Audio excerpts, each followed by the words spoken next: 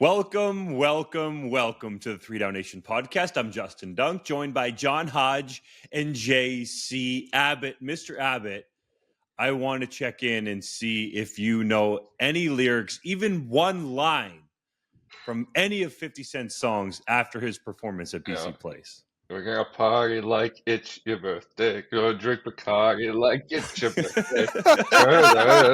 It's your birthday. That's about it. That's all I got. I like how you just asked for a lyric and JC put on a performance. That was awesome, man. Are you trying to was. resemble 50's energy That from was that night? about as excited as 50 Cent got the whole time. Yeah, he sat back, he enjoyed the dancers, grinded all over him, but did not raise his heartbeat much throughout that performance.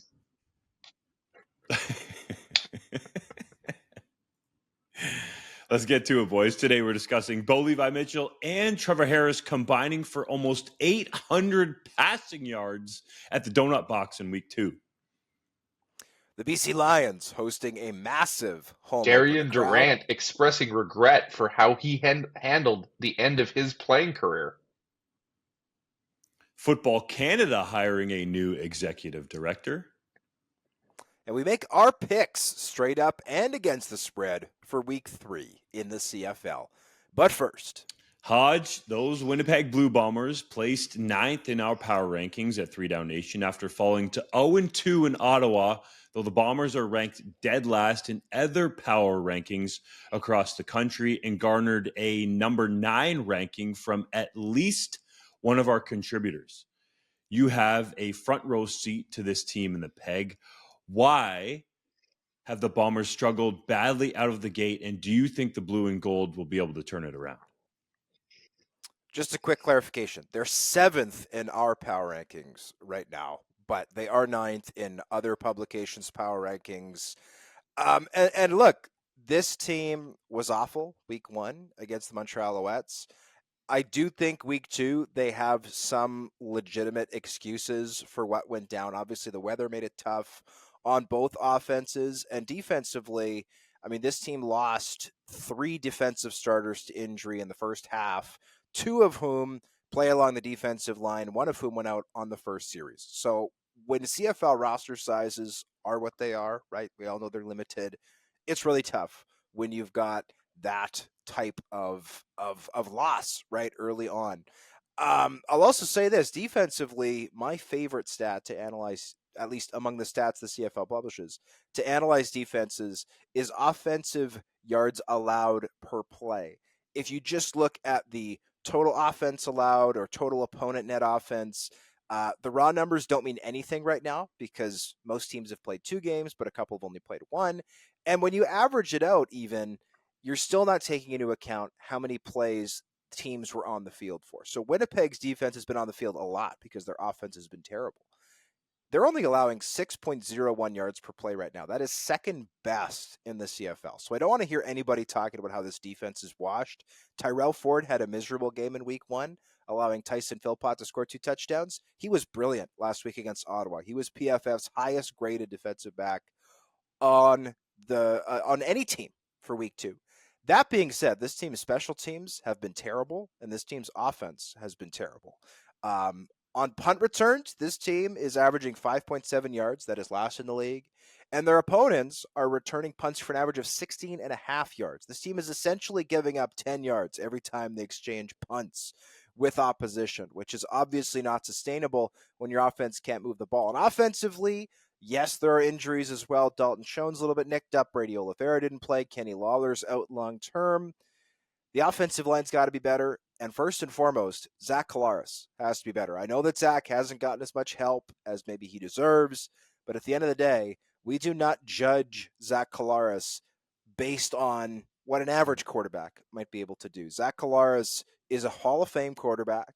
He is a 2-time MOP. I'm with Dunk. He should have been the MOP last year. This is a guy who needs to step it up. 0 touchdowns, 3 interceptions through 2 games. I don't care what else is going on. Is not good enough. And the supporting cast, yes, is not as strong as it has been. I thought some of Buck Pierce's play calling was a little bit strange last week. but to me, he is the number one thing that has to be better in Bomberland, because a great quarterback can erase a lot of other issues on a team, on a roster. And right now, Zach Collaros is not only not erasing the problems, he's arguably making more with a couple of the bad throws that he's Right making. now, this just feels to me like it's a team in transition, sort of stuck in the middle. For a number of years, we've talked about the Bombers and their aging group of veterans and how at some point they were going to have to get younger. And it seems like they've tried to begin that process this year. I think week one they had what, 12 new players on the roster, Hodge? That was double what they had the previous season. So clearly they're making strides in that direction, but with that comes growing pains. And I think you've seen that from a number of the young players on the Bombers roster. I think specifically that has showed up most in the receiving core and on special teams, as you mentioned, Hodge, right? And it's not just young players either, it's young coaches, because we have a transition here where Mike Miller is taking over as the special teams coordinator just 1 year after he was a player, and a fantastic player at that. But this was a special teams unit that declined over the course of last season and now has a newbie coach at the helm. There is going to be some lessons that have to be learned before that unit fires on all cylinder. And first among them is you got to learn who your returner is, because right now Myron Mitchell is not doing a good enough job at that spot. It's nothing against him. I don't think it's a role he's well suited to. It's certainly not one he's done in the past, even in college. So hopefully Chris Smith being back on the roster, the preseason sensation, hopefully being healthy enough to play, if not this game, but in the near future, will help that unit. But you also need guys to step up in the receiving core where they've had a number of rookies cycle through. Carrick Weekfall had that one big catch for the team, but Ontario Wilson hasn't really popped in the last couple of games. Nobody has really cemented themselves as a guy that can fill the void for Kenny Lawler right now. And once you let a veteran like Rasheed Bailey walk in free agency, that puts you in a difficult spot when you're relying on first year players who have never played the CFL game before. Same thing on the offensive line, where you've got a guy in Liam Dobson who's making the first few starts of his career at guard, certainly a highly touted prospect, a guy I believe in, but it's going to take some time for that unit to mesh. So I'm not hitting the panic button on Winnipeg right now. I think a lot of their problems can be solved with chemistry and with patience, but certainly this is not the same dominant team that we've seen in the past. I don't think that this is a massive surprise. The Bombers have started the season 0-2 for one reason, Hodge, and you can correct me if I'm wrong, but last couple of years, it's not exactly like the Bombers have got off to a rip-roaring start. I can remember Jeremiah Masoli's first start when he was in Ottawa, and that game came down to the wire, and the Red Blacks probably played better in that one. I believe that was the home opener in 2022, if I got my seasons right. And then even I last believe year, that's correct. I don't think this team, was clicking on all cylinders like we saw them at the middle part and even end of the season. So the slow starts to me are nothing new. It's just a fact that the Bombers were able to get wins, even though they played their C game, let's say, to start the last couple of seasons. But this season, they haven't been able to find those plays late in the ball game to put it together. I think that's the main reason that they're 0-2. Zach Collaros, yes, needs to play better, but I also think he's been close on some throws or just been a little bit off target. So it's not as bad as it might look, but certainly there's a lot of pressure on this team to get a win at home against the BC Lions in week 3. There is. Now, last season, this team did have double-digit wins to start the year against Hamilton, a game where Levi Mitchell played terribly. But they also got blown out in week 3 at home by the BC Lions. Speaking of, this week, week 3, they're at home to the BC Lions. If they win this game, I think a lot of people change the narrative about Winnipeg. I will say, obviously, full credit to Damon Webb, who made an incredible play. He was our defensive player of the week here at 3 Down Nation for the Ottawa Redblacks, knocking away a would-be touchdown to Dalton Schoen at the last minute. But if that pass to Dalton Schoen does get completed, we're not sitting here having a talk about how the Bombers are washed. We're talking about, wow, look how this cagey veteran team fought through even more adversity to get the win and bounce back from a disappointing week 1 performance. I will also say some of the discourse online has become clown level with people saying, well, I was the only one who predicted that Winnipeg was going to suck this year. And then you actually look back at what they said or what they wrote or what they published, and they're like, Winnipeg might only finish second in the West Division. And it's like, oh, yeah, that's definitely the same thing as sucking. I picked Winnipeg to go 12-6, which is under their projected win total, as we discussed on this show. Maybe I should take credit and say, see, I saw this coming. They were going to suck. I said that. It's like, no, you didn't. Come on. But regardless, this is a must-win game for the Winnipeg Blue Bombers this week. They're going to be in tough. Again, they've already placed 2 of their defensive starters on that line of scrimmage on the 6-game injured list in Miles Fox and Celestin Haba. They are bruised. They are battered. They are beaten down. And this is a great opportunity for the team to come out swinging. JC, you mentioned Chris Smith potentially bringing some energy to that return game. This team needs to go out there and get that win, not only to bring BC down to 1-2, which would put them even in the standings, but to gain that confidence back and gain that swagger back. Because after this, I mean, they go to Calgary, they've got Ottawa, they've got Calgary again. The schedule to me is lightening up a little bit. This team could easily be 3-3 or 4-2 at the third mark of the season, but it's got to start happening. They can't go out there and lose another game. The BC Lions hosted the largest crowd they've ever had for a regular season opener, announcing a sellout of 53,788 as 50 Cent performed before the game, though it seems like JC didn't like the performance. The crowd noticeably thinned as the game progressed, however, leading some detractors to criticize the concert as an unsustainable or artificial way to boost attendance. JC, do you think they have a I point? think they have a point in the sense that, of course, it's an artificial way to boost attendance. That's the whole point. Does that mean that it's a bad way to boost attendance? I think people who think that are completely out to lunch. 2 things can be true here. Thing number 1, the Lions did a tremendous job marketing this game to get a sellout crowd into BC Place. We haven't been up at the 50,000 fan mark in that stadium since 2011 when the reno finished and they came back into the building. This was a tremendous accomplishment by the club, more than a decade to get it filled up like they did. So kudos to them, and there is always going to be benefits for that long term, right? If you can get an extra 20,000 people in a building who weren't in there before, even if 2,000 of them, 5,000 of them take interest in your sport that they didn't have before, I think it's a success. So nobody should be criticizing the Lions for getting 53,000 people in their building. But the reality is, by the end of that game, and this was a 1-score football game, a tight-fought football game in the fourth quarter, only about 3/5 of that crowd was left, right? There was noticeable attrition, people leaving in a football game that was tight. Now, admittedly, it was not a particularly exciting or well-played football game. The Lions came out flat. I think that hurt things.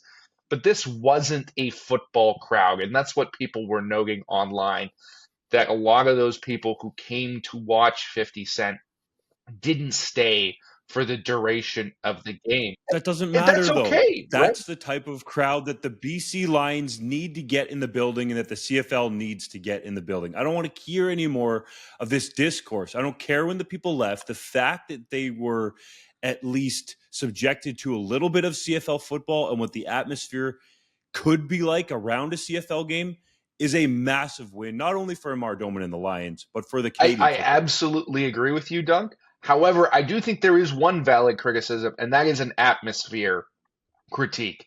And that's the fact that we had nearly 54,000 people in that building, and it did not feel like 54,000. Now, this is something that has happened with the Lions season openers in the past when we've had those 35,000 fan crowds. That's okay. The people will They're learn, man. they're They're new subdued CFL fans, and hopefully. they need a lot of direction, right, to get them up. Now, I think the Lions failed in their approach in the sense that the team on the field did not deliver immediately, which caused that energy to fade, and they never recaptured it. But at field level, it doesn't sound like there was 54,000 people in the building. It never had an impact on the game. So I think for football fans, that's disappointing. But that doesn't change the fact that this is a success for the team off the field to potentially get even a few more fans coming in the future, right? The two things can be true simultaneously, and it's okay to say, hey, that crowd wasn't as powerful as it could have been, but at the same time, you've got to praise the Lions for doing an event of this nature. You've got to praise the Lions for everything they did. And I like Amar Doman for literally, since he's bought this team, living out a rap lyric from 50 Cent. I'm going to shine till my heart don't stop. This man wants the BC Lions to shine, wants the Canadian Football League to shine, and he's putting his money where his mouth is. I don't want to hear any of this negative blowback about this, because for the CFL to grow, new fans need to come and be exposed to the game in any way possible. I don't care if these people left at halftime. I don't care if they left right after the concert. At least they were in the building. At least they got there on a game day to experience the atmosphere, and perhaps they'll think to themselves, hey, you know, that was kind of cool, and maybe 50 Cent won't be playing every single time in the pregame concert, but if we're down around the downtown Vancouver area, perhaps we'll stop in to catch a little bit of the game, because there's very affordable tickets that can be had out there in BC and affordable concessions thanks to Amar Doman. So I don't want to hear it from anybody else. The other thing that this buys is a lot of media attention that otherwise never would have been there for the BC Lions home opener. That is the value that Amar Doman sees, and also the down the line value. So full credit to Amar Doman, full credit for the BC Lions for getting 50 Cent in there and creating an excitement around a football game, because ultimately to draw in the non-hardcore football fan, and that's what this league needs more of, especially the younger fans. This was a great thing that happened. So let's just enjoy it and hope that more of this continues, not just in BC, but across the league for the league's long-term benefit. Since you've both shared your favorite 50 lyric, I'm going to share my favorite 50 lyric. And it's in the song 21 Questions. And he's telling his girl, I love you like a fat kid loves cake. And I listened to that as a fat child back when it came out in the very early 2000s, and I related to it because I loved cake. So that's my favorite lyric. I just wanted that on the record. Loved cake or love cake? Yes, both. Still with cake. Who doesn't like cake? I mean, Come on. Dunk Who doesn't probably like isn't digging into a bunch of birthday cake every day. Well, we need, Give me we a need 50 gluten-free Cent. cake and I God. might try it. We need 50 Cent to play at a cake shop, and that'll get Dunk in the door trying different cakes. I do know another opening up 50 to a brand new candy world. shop, but don't you stop.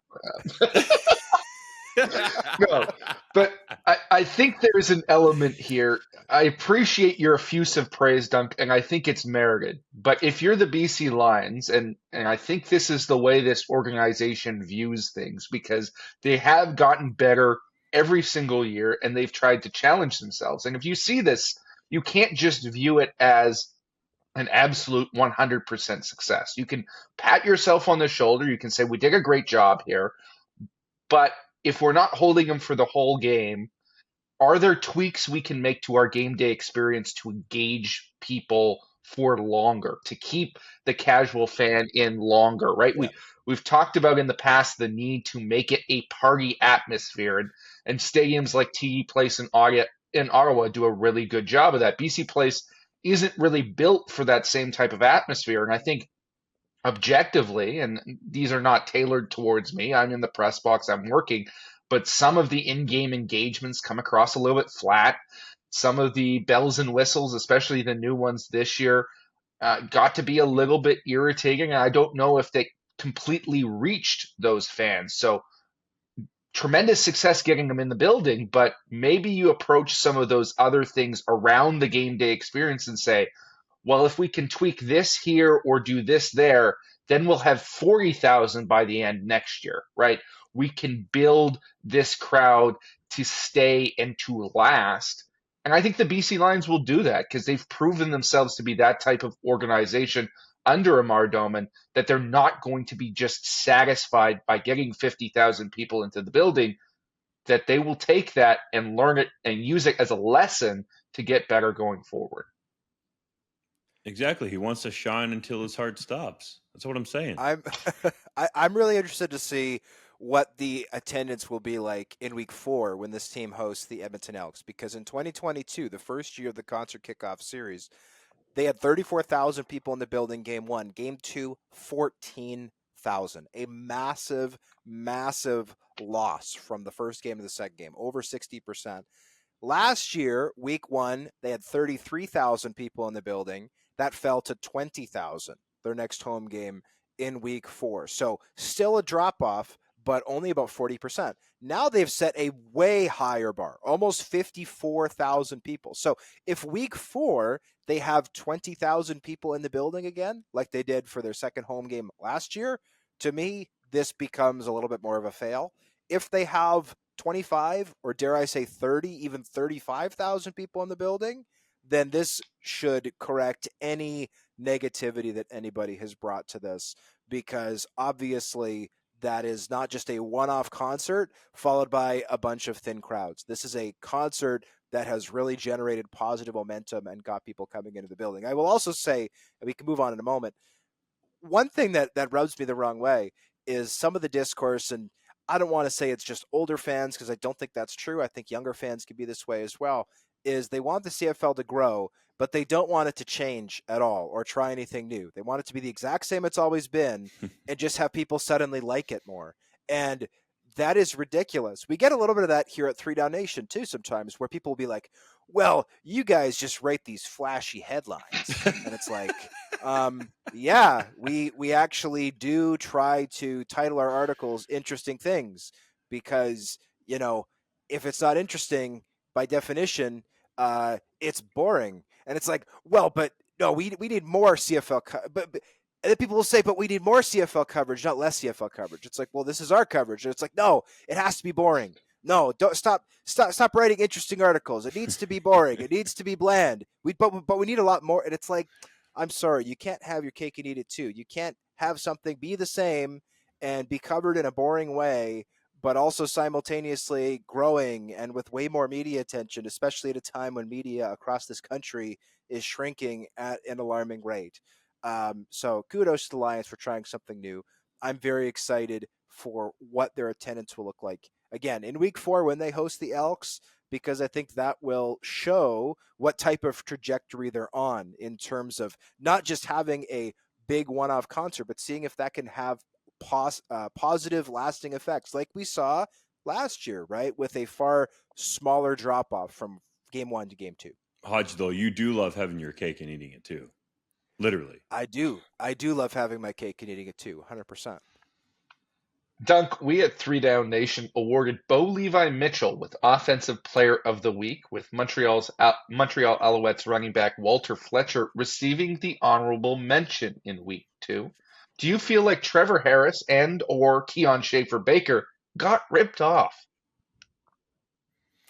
There's a case to be made for those guys. I understand the consensus wanting to go with Bo Levi Mitchell, but if Marcus Sales and DeMarcus Fields didn't blow a couple coverages, would Bo Levi Mitchell have had the game that he had? If the CJ Revis call, I know it was by the letter of the law, didn't go the other way and actually give the Ticats back the ball after a fumble had been caused and he was on the ground without his helmet on, and if you're a player without your helmet on, you're not supposed to participate in the play, and then all of a sudden there's a reverse flea flicker down the field to Keandre Smith. The next play, Shamar Bridges is in the end zone. Are we talking about Bo Levi Mitchell as the offensive player of the week? That's obviously the way the game played out, but I'm just saying I felt like, Trevor Harris and even arguably Kean Schaefer-Baker had a much more tangible game that maybe wasn't filled with some luck in it because of the bus in the secondary for the Riders. But you know what I think this speaks to is the offenses, to some degree, having a really nice start to the season around the CFL. Usually at the start of the season, we're talking about teams kind of struggling and defenses being ahead. That's not been the case, at least from my perspective, looking at the league as a whole through 2 weeks. I agree. The offenses have been ripping it up, which is really exciting. I personally was in favor of Mitchell at 1, Fletcher at 2. However, there were a lot more candidates for Offensive Player of the Week, really good candidates, than we saw for most weeks last season, because Kean Schaefer-Baker did have an excellent game. I will say, since you threw in the caveat for Bo Levi Mitchell dunk, a lot of Trevor Harris's production, not just week 2, but week 1 as well, in their comeback win over Edmonton, has come later in the game when the defense is just worried about, not having the top taken off of them, and they're giving up everything underneath. That Saskatchewan offense has been good through 2 weeks, but they need to learn how to score some points in the first 3 quarters. Right now, they've scored 12 points combined in the first 3 quarters of their first 2 games. That's not sustainable. You're not always going to have the amazing fourth quarter comeback. It's great when you do, right? You get the dub. Everybody's excited. I'm not saying they don't deserve to be 2-0. They do, but they need to score points in a more sustainable way, and that means moving the football a little bit better and punching it in for points during the first 3 quarters of the game, and also getting AJ Ouellette involved more often. His production along the ground has been very disappointing through 2 games so far. He has been involved, though. Leads the league with 29 carries. The production needs to be better. That's a better way to say it. The production needs to be better. I do think they're doing a nice job of getting him involved as a pass blocker where he's very good, as a receiver out of the backfield where he's very good. But that offensive line has not done a good enough job opening lanes for him. And it's going to get tougher with Philip Blake looking to be out with a long-term injury, unfortunately, after he was helped off the field this past week. So I thought Mitchell deserved 1. I thought Fletcher deserved 2. But I appreciate the question. I think that, again, in a lot of weeks, Harris with, I believe it was 390 passing yards, he'd be the unquestioned number 1. Yeah, I also side with Mitchell this week. And I appreciate Dunk playing the if and or but game here about those busts in the Rider in the Rider secondary that allowed so much yardage for Bo Levi Mitchell. But if I can perhaps play the flip side of that same coin, where would Bo Levi Mitchell's yardage total be if Tim White could catch a damn football, right? Like, he drops one in the end zone. Don't tell that to Tim White, though. He's getting a little sensitive out there on X or Twitter or whatever it may be. But, hey, look, if you are a receiver, catch the football. If you don't catch the football, then people are going to question you. That's how pro sports are, my man. I don't think Tim White understands this, especially if you want to be one of the highest paid receivers in the league. Just saying. They didn't give him the full $300,000 that he wanted this offseason. Maybe they should have, because apparently it was that last $50,000 that was actually paying him to catch the football. The rest was just pocket change. So if they'd paid the full amount, maybe he's hauling those in. But he made a couple of huge mistakes in that game. And if he hadn't have done that, those throws were on point. Bo Levi Mitchell would have had even more yardage than he did. He wouldn't have had an interception, and he probably would have had another touchdown as well. And that makes his game even more impressive. I've been... And the Ticats probably would have won. Yeah, they absolutely would have, right? Or at least had a better chance. Even if he makes one of those catches, right? If Tim White makes one of those catches, I think the Hamilton Tiger Cats win that football game. And that is how close their margin of victory has been the last couple of weeks. And that's because of the play of Bo Levi Mitchell. And it should be noted, like, we've been critical of him on this podcast before, myself especially. I've encouraged teams to move on from Bo Levi Mitchell in the past. But it seems like at this stage, he has found the fountain of youth. Now, one game, it's an anomaly. I wasn't, beating this drum after his performance in Calgary because I thought emotions may have played into it. Maybe that creates a one-off. Well, now there's been 2 games like that. To me, that's a trend. If he comes out again in his 3rd game and has another performance of this nature, I think we can truly say Bo Levi Mitchell might be back. And that's a testament to his offseason work. What bothers me sometimes about some professional athletes, not all of them, and Tim White, by the way, from a hard money standpoint, $210,000, the 6th highest paid receiver in the league in 2024. Last year led the league in receiving yards, has been an all-star, I think, 2 years in a row. 3, I think. If you want to be the man, and like JC said, ask for quarterback type money in the CFL, you need to be able to handle the other side of it. And I understand that there might be some feelings that go on behind the scenes that you have to deal with as a professional athlete. But to take to social media and post like he did, to me, shows an immaturity. And we're just talking about Tim White in this respect. But I have an immense amount of respect for a lot of the professional athletes that I've been around in a bunch of different leagues. The majority of those obviously have come in the Canadian Football League, who understand that if you do not perform, and not even if you just do not perform, but in Tim White's case, if you do not perform to now what you have set as your expectation, which is great as a CFL All-Star, that there's going to be criticism. And not only did you not perform to your level, you were well below it. And you essentially, for all intents and purposes, handed the Rough Riders a victory. So yes, Tim White, there is going to be criticism. We will praise you on 3downnation.com and the podcast and all our socials when you do well. But when you literally pop the football up into the air with less than a minute left and give the Riders a win in your home opener, there is going to be criticism not only from the media, but the harshest critics are going to come from those Steel Town fans. I can guarantee it. So deal with it, get used to it, come back, use it as fuel, and play better. But I'm sick of hearing this kind of stuff. You're a pro athlete. You want to be paid this type of money. This is part of the deal. Well, and if you were ever going to get some grace from the local fans, and by the way, the Tiger Cats faithful are not full of grace on the best of days. They are tough. And I have deep respect and admiration for how much they love their football team. But they are not the most forgiving group. And I think Ticats fans would admit and acknowledge that. You ask any player in the CFL, where do you hate playing the most? To a person, they will almost exclusively say Tim Hortons Field because those fans will give it to you. And they give it to their own players sometimes. But if you were going to get grace from from fans as a player, one way to do it would be to take a bit of a hometown discount on your contract or sign back early. Do players have to do that? Of course not. I would never criticize a player for trying to maximize their value.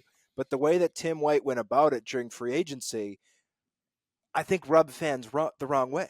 And that is the backlash that you are going to get if you say quite publicly, hey, I'm worth $300,000.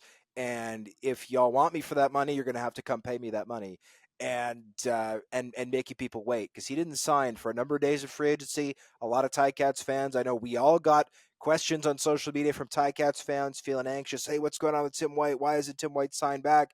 So if you put fans through that anxiety, they're not going to forget about it come June, especially. And by the way, it wasn't just the last minute interception that was on Tim White. He had a touchdown pass in his hands on, I believe it was Hamilton's first drive of the game, and he dropped it. So he took points off the board right at the start, and then he coughed up the game-losing turnover in the last minute. And that was after he dropped like a 47-yard bomb down the sidelines that probably would have gone for a touchdown in Calgary. Like, this team could legitimately be 2-0 if Tim White had just caught the damn ball in both games, as JC said so eloquently. So, yeah, to me, the Tim White criticism, I think, is warranted. Will he get out of it? I think Levi Mitchell was correct in his assessment when he was talking to the media. Yeah, he'll probably snap out of it, but obviously not the start to the season that Tim White was anticipating or that he was hoping for. I think Tim White can learn from Levi Mitchell. After both games, tough losses, he definitely wanted to win in Calgary and obviously wanted to win at home and wants to win every time he goes out there. He didn't make excuses. He got asked about the drops. He said essentially that he needs to play better and that the losses is still on him. He didn't point any fingers. And I think this would have come off much differently on social media if Tim White posted on X and said, sorry to disappoint you, Ticats fans. I'll be better next game. Something very simple instead of the way that he phrased it. So, talk to that veteran quarterback. Levi Mitchell has been in this league for a long time, obviously is media savvy, knows how to navigate these situations. And I think it's really easy, at the best of times, Mama used to say, if you don't have anything nice to say, don't say anything at all. So if you're going to kind of put it on the fans a little bit after you took them through the anxiety of a potential win in their home opener to a gut-wrenching loss by causing that turnover, then at least have some self-awareness. Okay, that's all that I ask here, especially when you're wanting that kind of money in free agency. Time to make our picks for week 3 in the Canadian Football League. You boys went 2-2 against the spread last week, so we're trying to get over this mediocre stage that you have to start the season. Anything to say for yourselves, boys? I mean, I was gonna go 4-0, and the Ticats threw their game away. Like I was in great position. I was feeling, and same thing with the Elks. The Elks were gonna, or pardon me, same thing with the Lions Stamps game. The Stamps were gonna cover, and then they literally, like, it was an 8.5 point spread. BC kick. Anyway, I was halfway through the week I was 2-0. I was so happy, and then I got so sad. Oh, so sad. The heartbreak is real, Hodge. The heartbreak is real. The Montreal Alouettes are 6.5 point favorites over the Ottawa Redblacks on Thursday night when the Owls finally hoist the 110th Grey Cup banner after starting the season with back-to-back games on the road. The Redblacks looked pretty sharp in last week's win over Winnipeg, Ottawa's first game of the season, though Montreal's defense has allowed only 32 points during this 2-0 start. JC, we really didn't get a chance to talk about it off the top, but I was really impressed by the Red Blacks in their first game last week. Drew Brown looked sharp in his first start at quarterback for that franchise, and I think Ryquell Armstead is a real find at running back. He seemed to really give that offense something they've been lacking, a physical element in that run game. But this is a different animal this week. This is the Montreal defense. And since about halfway through last season, they've been unbeatable. And I don't think that's going to change on a night where they're going to host the Grey Cup banner that they so rightfully earned last season. Montreal is going to be fired up, and that Ottawa crew is going to have to go through a little bit of a learning curve here in order to figure out one of the best units in the entire league with all the new personnel they have. I still think this spread is a little bit wide, but I'm going to take the Montreal Alouettes here all the way. I'm certainly going to take the Alouettes to win this game. I think this will be a low-scoring, grinded-out, pound-and-ground type of game. That being said, I am going to pick the Ottawa Redblacks to cover here. I do think it'll be close. I do think the Redblacks are much improved. I think that Drew Brown, with his quick decision-making, and surprising, I didn't realize that Justin Hardy had quite as much yards after the catch ability as he showed in week 2 against Winnipeg. I thought some of those timing routes were really effective. I do think that they could recreate some of that success here at Molson Stadium in Montreal. So I'm going to take the Alouettes to win this game, but I do think the Alouettes have it in them to cover in what, again, I anticipate to be a relatively low-scoring affair. The only critique I have of the Redblacks after seeing them in those new uniforms is the fact that there's nothing on the pants. There needs to be something on the pants, man. Those jerseys, those helmets. Oh, man, that is swaggy, drippy. Those pants, they're probably not going to be able to change them in season, but if they add something to that, right up there with the top uniforms in the league. The Winnipeg Blue Bombers are short home favorites against the BC Lions on Friday night, where the blue and gold are under pressure to get win number 1 this season. The Bombers have suffered key injuries, especially along the defensive line, while Zach Collaros hasn't looked very sharp under center so far this season, throwing no touchdown passes and 3 interceptions. Meanwhile, the BC Lions are coming off their first win of the 2024 season, beating the Stamps with a new-look offensive line that allowed 0 sacks. Hodge, can the Blue Bombers win and cover? You fool me once, shame on you. You fool me twice, shame on me. I cannot pick the Bombers and have them lose again. I have to take the BC Lions. This is the bounce back spot, though, Hodge. I know. And I do expect the Bombers to bounce back. I don't think that they should be pressing the panic button. And I do think that Zach Collaros will be better, because someone who has been that good for that long does not just wake up one day and forget how to lead an offense. However, I have to take the BC Lions in this one. Winnipeg's injury situation, as of the recording of this, by the way, it's Wednesday morning. We don't know exactly who will or won't play. For an update, check out 3downnation.com. But with clearly a lot of this team's stars either being unavailable or not being 100%, I just cannot, in good faith, take them to win. Can they prove me wrong? Absolutely.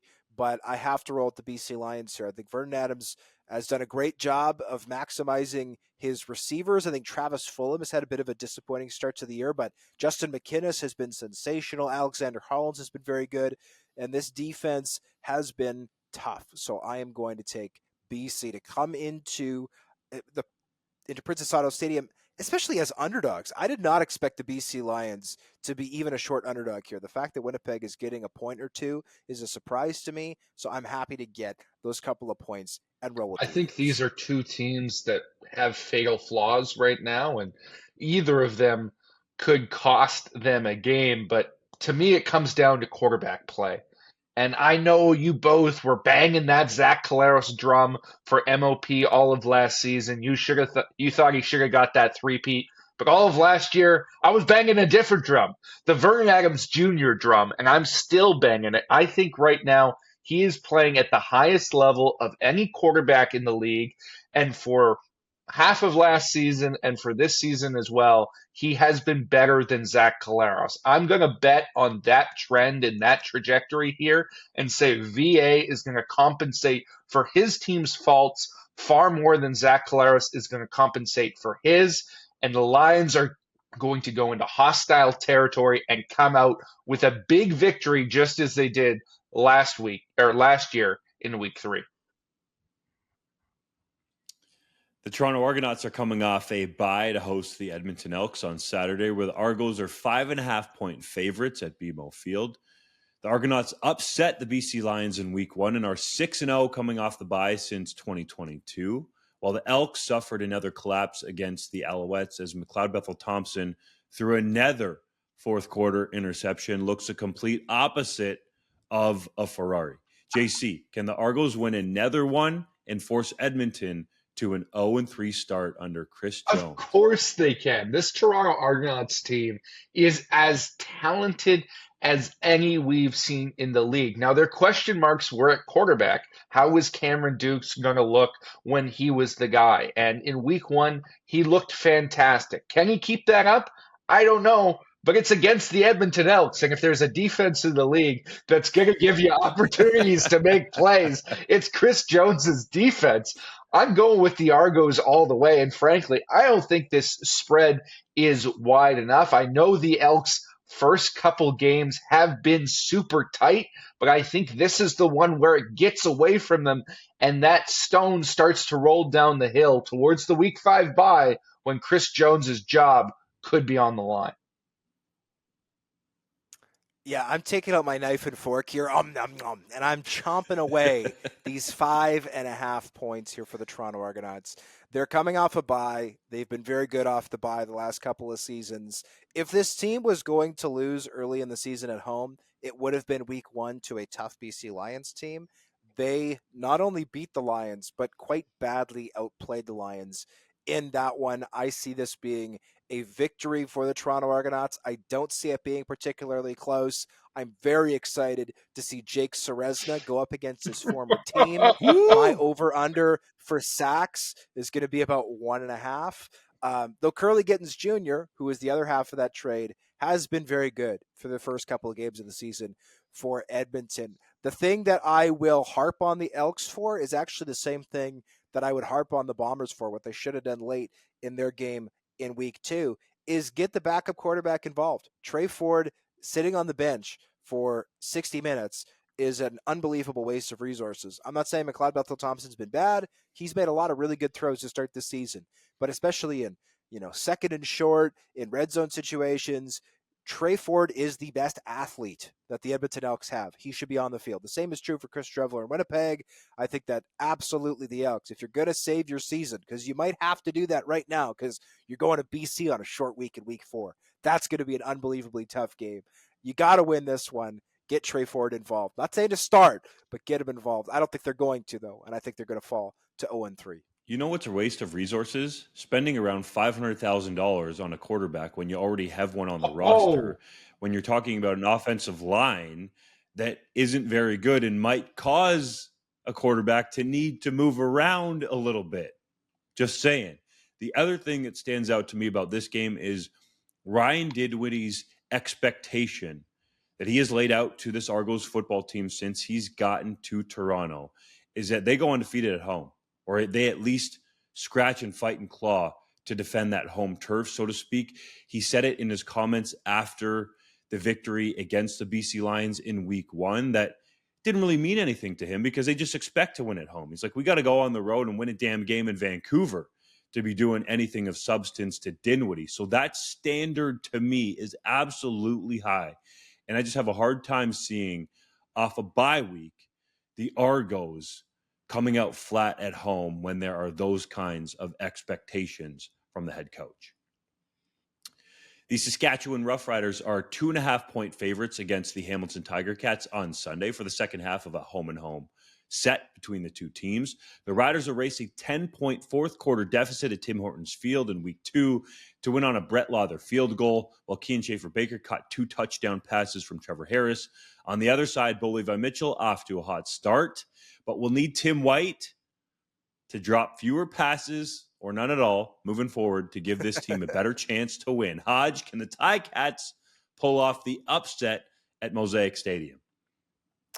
Here's my qualm. Last week, I said I think these teams are going to split the home and home, so I was taking Hamilton to win at home, and then I would take Saskatchewan to win at home. The problem is, though they outplayed the Riders, in my opinion, the Ticats did not win at home last week. And so for that reason, I am going to roll with them here in enemy territory, especially getting some points on the road. Yes, Mosaic Stadium is a tough place to play, but with the defensive breakdowns in the secondary from Saskatchewan, which I thought were very concerning, the inability to get AJ Ouellette running the ball, I think is a huge issue. And then you've got Ryan Skeevier coming in at guard to replace Philip Blake, which I think is a downgrade. So I am going to take the Ticats here. The Ticats, again, arguably should be 2-0 right now, though they are, of course, winless. So I said these teams are going to split the home and home. I'm rolling with that. I'm taking the Tabbies with Full the credit points. to the Saskatchewan Roughriders. They're 2-0. They're at the top of the West Division right now. Everything's rosy in Regina. But this wouldn't be the CFL unless we got Riderville just a little bit fired up, just a little bit nervous. So I think this is the week when all of the problems that we've seen in those first 2 tight victories come to manifest, come home to roost. Those discipline issues are going to manifest at home. And I think the Riders dropped this one like they should have dropped the one last week to the Ticats, but in a much worse situation for them in their home stadium.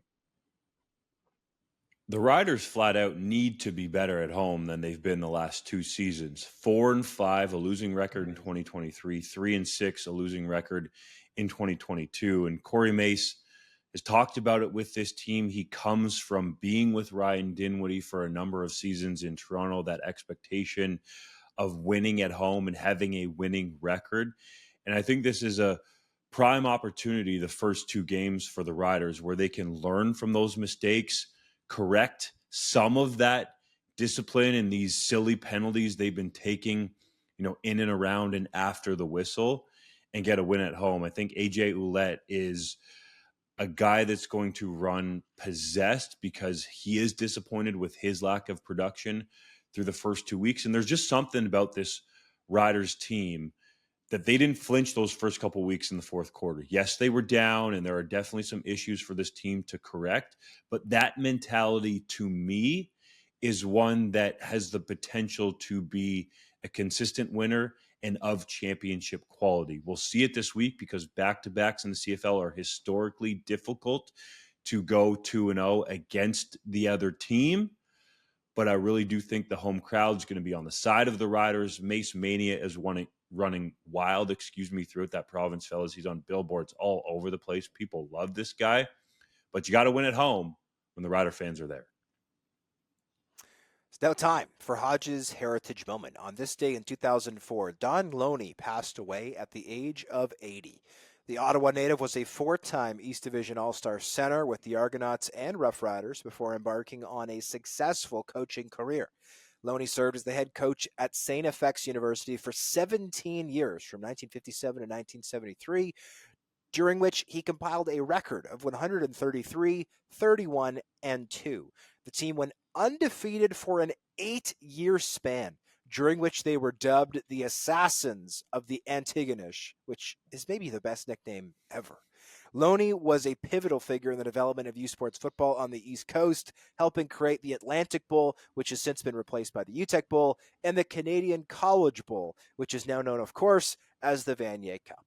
In 2013, Loney was inducted into the Canadian Football Hall of Fame. JC, we'll start with you. What does the legacy of Don Loney Well, it means mean to you? everything for football in the Maritimes. I mean, the Loney Bowl championship, the AUS Conference Championship, is named in his honor for good reason. You look at that resume, 8 years undefeated within his own region. That is huge. And that nickname, Hodge, if I could go off on a little bit of a tangent here, we need more nicknames like that in sports. Why are people not coming up with brilliance like the Assassins of Antigonish? You want to get more people interested in Canadian football? Come up with some dope nicknames like that.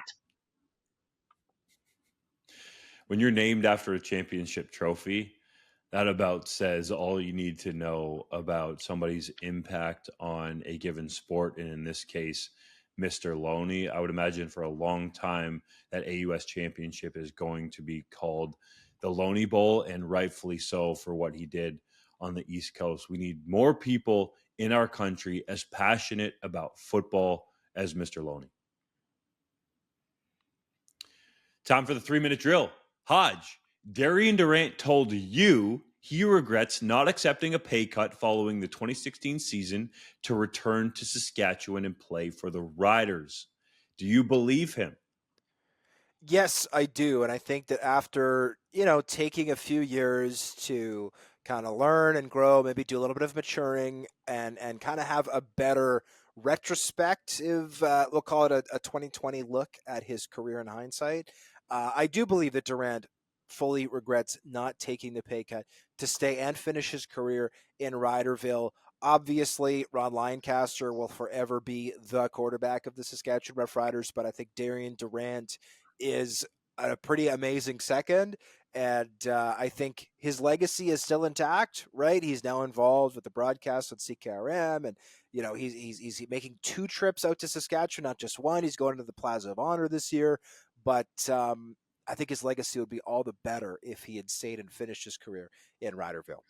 Chase Brown and Jamar Chase of the Cincinnati Bengals visited the Montreal Canadiens facility this past week, JC. What brought Well, they them were there? out in the Lachine, Quebec area for an NFL Flag Regional Championship, promoting that event as a couple of NFL players It was cool to see them get out there on the ice with Paul Byron, the director of player development there for the Montreal Canadiens, get some customized jerseys and do a little Canadian food taste test. I guess Chase Brown was showing off all his favorites to Jamar Chase there in his visit back to his home and native land.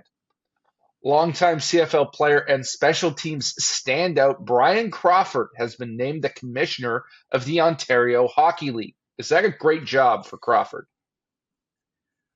It's another step up with this guy. Started with the OUA after his playing career, went to, I think it's Basketball Canada or Canada Basketball, one of the two, and then was a tournament director for the RBC Canadian Open and created a tournament that just recently finished, which had the most ever fans attended in the tournament's history. So clearly knows what he's doing on the business side of sports.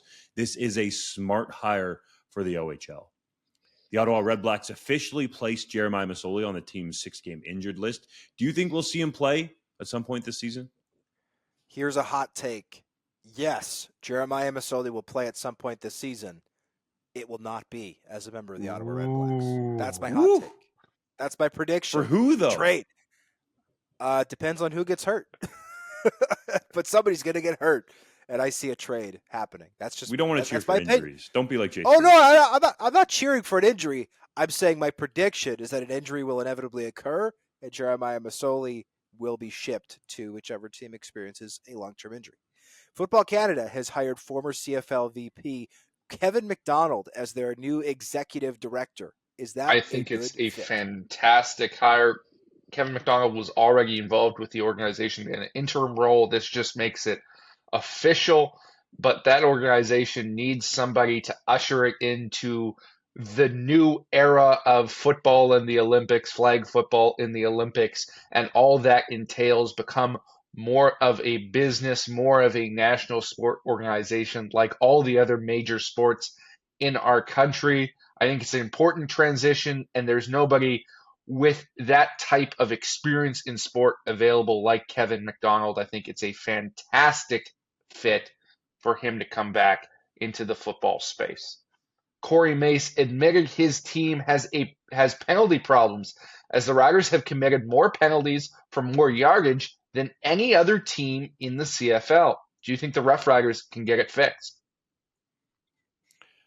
I do, but Corey Mason is going to have to get even more harsh on the players here. He said some of the rotations were affected, so that was playing time.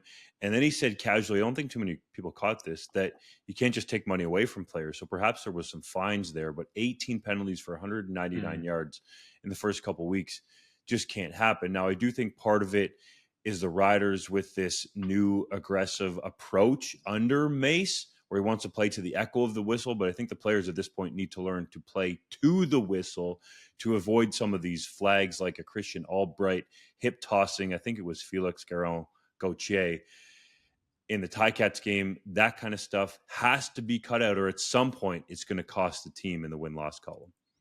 Hall of Fame quarterback Ricky Ray will be added to the all-time Argonauts list. Is he worthy of that induction?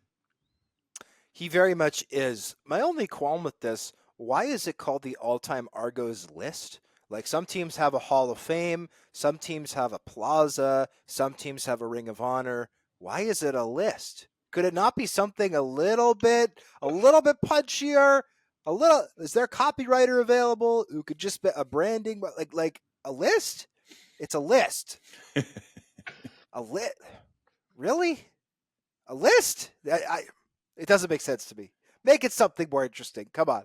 The Montreal Alouettes added former Calgary Stampeders strong side linebacker Titus Wall. Is that I think it's a brilliant move by the Alouettes. We all know that they've lost Reggie Stubblefield for what appears to be the entire season. He is one of the best young Sam linebackers in the league. Bryce Cosby, who they've got playing that role for him right now, looks to be a find as well. But if he goes down, gets nicked up, Titus Wall is a guy who's proven he can play that position at a reasonably high level, who's done it for the last couple seasons in Calgary. I think that's a great move for a defense that is one of the best in the league, if not the best, and will continue to be going forward. After a big first week, the CFL posted lackluster TV ratings on TSN in week 2. Should the league be worried, Dunk? No, I don't really think so because the two games that really dragged these ratings down went directly up against the Edmonton Oilers being in the Stanley Cup as the Oilers are trying to make this crazy comeback after being 3-0 down. And I think that's the main issue why the ratings were down for the Thursday night matchup, Winnipeg at Ottawa, and Saturday, Calgary at BC. I expect them to bounce back. And full kudos to the league for actually getting week 1 correct in terms of having a 22% jump. So we're just putting the facts out there. But the other two games, are pretty good. Montreal at Edmonton, over 681 average viewers total between TSN and RDS. The RDS rating, 282,000.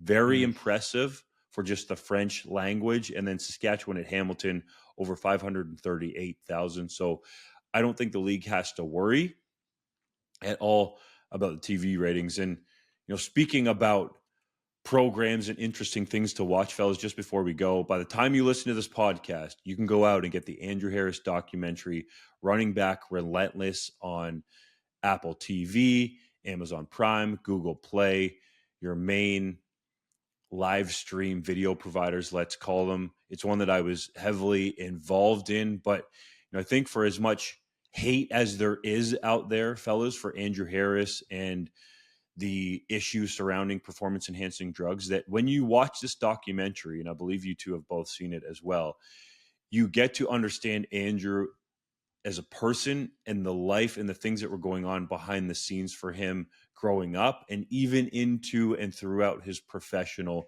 career. That was one of the things that really stuck out to me while doing this documentary with Andrew, is that he was open and honest about a lot of the issues that he had going on, which is something that's really rare from a professional athlete. We thank you as always for listening to the 3 Down Nation podcast. We'll see you next week for our next episode.